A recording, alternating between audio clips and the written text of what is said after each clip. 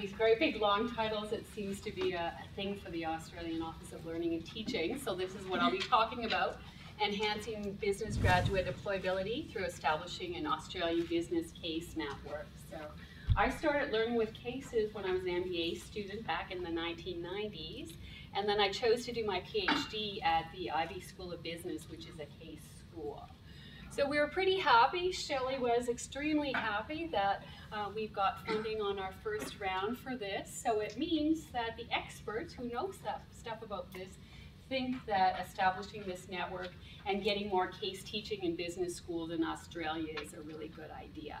So I'll give my shout outs to Shelley and the team here at the Office of Learning and Teaching, because they certainly give lots of support. I had to put them on as our key players even though they're not officially part of the team.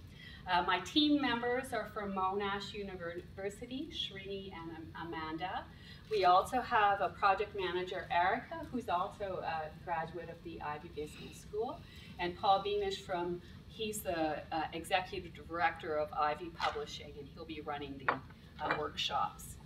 So these graduate employment deficiencies, professional organizations in industry are pretty solid that our business school graduates have excellent competency in technical skills, but say that there's significant weaknesses in decision making, problem solving, and communication skills.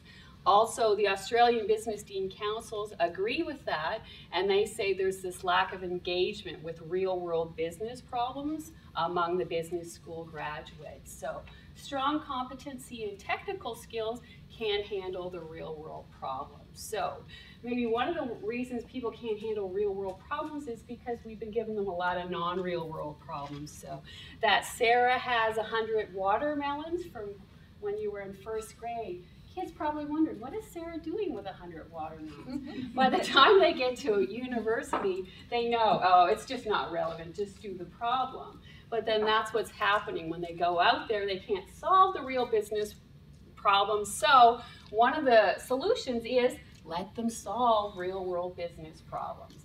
So that's what this case method is going to let the students do. And that's why I believe in it, because I see it work. I'm also a finance professor, so it's more of a technical field, but they need to solve problems. This case method of learning, the students are going to have to put themselves in the role of the decision maker of the case. So they're going to have to make a decision, which is something that students don't actually really like to do.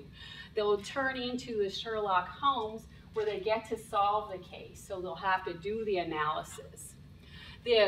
When they read a case, it's not just a small scenario. I think some people think that they're teaching with cases, but if you have a little paragraph scenario, that's not actually what we mean by cases. So these cases are significant pieces of work that give a detailed problem. The students have to read them, identify the key issue, the alternatives, do their analysis, and solve them here.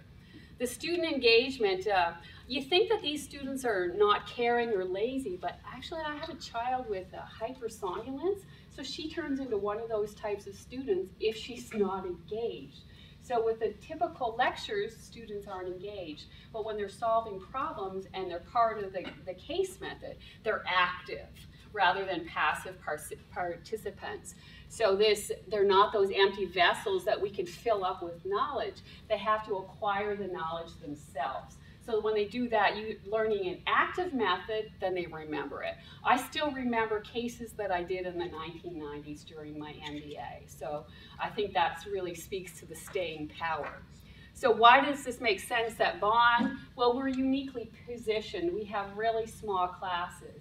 You can't teach these business classes if you've got 1,000 students. You can't even teach them if you've got 150 students. So I think the limits for case teaching are probably 70 students per class, so it's actually perfect with Bond. We've got some major impediments to teaching with cases in Australian business schools. there are no business cases that take place in Australia. I'm exaggerating. There's 122 business cases out of the 15,000 plus at Harvard and Ivey. So it'd be very hard to do. Secondly, people aren't trained in teaching using the case method. So this initiative will bring Paul Beamish, the director of Ivey Publishing, to Australia. He'll be at Monash and he'll be at Bond, and he'll run these 2-day case teaching and case writing workshops. And we're inviting academics from all over Australia to come to Bond or come to Melbourne, and we will set you up with learning and teaching with cases. We'll also have support afterwards, so we'll be launching the AustralianBusinessCase.net. So I've already bought this domain, so nobody else can take it. And we'll have support there as well. So there'll be ongoing support, and maybe we're going to get some of these blog things and that sort of stuff happening so educators can learn from each other. We'll also have lots of peer-to-peer. So we'll, a select number of attendees at the workshop will have the opportunity to have some of their case classes peer evaluated by myself or Srini or Amanda if they're down in Melbourne. So there's going to be some ongoing support with that. So our first aim is to provide this training in case teaching and writing for Australian business educators, so you can write up these cases and you can learn how to teach the cases as well.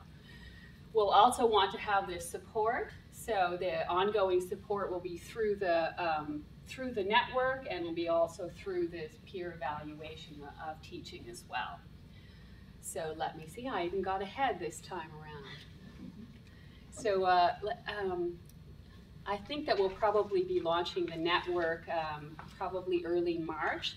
The workshops were scheduled to have the second week of January and the third week of January. So we'll send out a save the date as soon as we've got it all nailed down. So we're hoping that we can increase the number of business cases that are written so that more people can teach with cases, because there's actual cases to be used. I don't have that particular problem because I teach international finance. So I actually don't want Australian cases, but for anybody else who doesn't teach an international subject, it definitely is a huge impediment.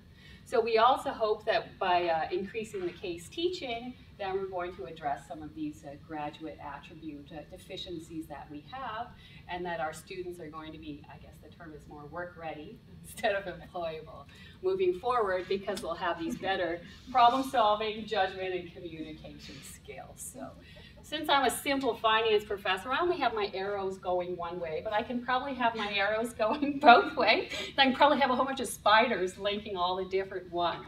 But I'm thinking that we've got the support for the training, for teaching and writing with cases, so we're going to have more cases, therefore we're going to have more case teaching, improved graduate attributes, and then better employability outcomes. Thank you.